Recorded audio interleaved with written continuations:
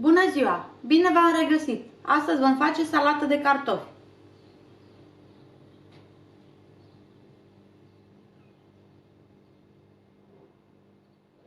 Pentru această rețetă avem nevoie de 700 de grame de cartofi roșii fierți în coajă și decojiți, 6 ouă fierte și decojite, 5 castraveți murați, o ceapă, 150 de grame de maioneză, piper și sare.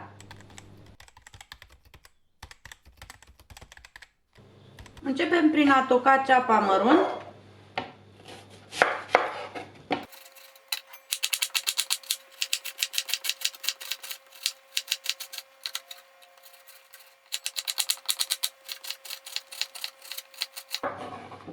Apoi o punem în vasul în care vom face salata.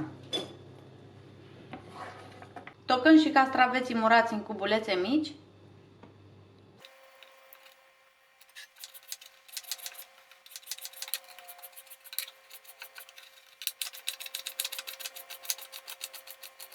Îi punem peste ceapă.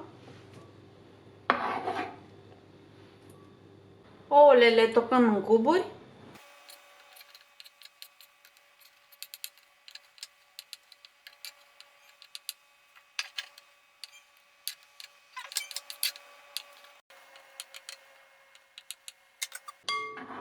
Le punem în bol.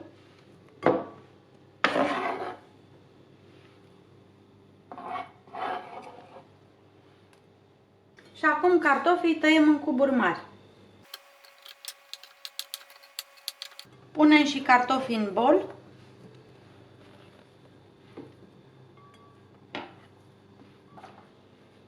Acum punem sare și piper proaspăt măcinat.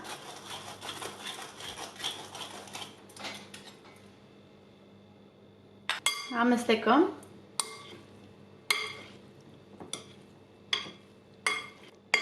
Și acum punem maioneză.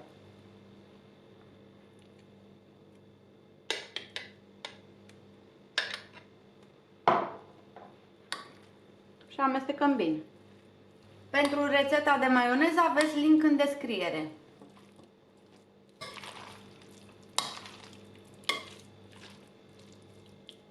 Salata de cartofi este gata. Înainte de servire o punem pentru câteva ore la frigider. Dacă v-a plăcut rețeta, vă invit să vă abonați la canalul meu de YouTube și să dați un like. Abonarea voastră nu doar că mă motivează să continui să creez conținut, dar vă va aduce notificări despre cele mai noi rețete. Vă mulțumesc și vă doresc o zi minunată!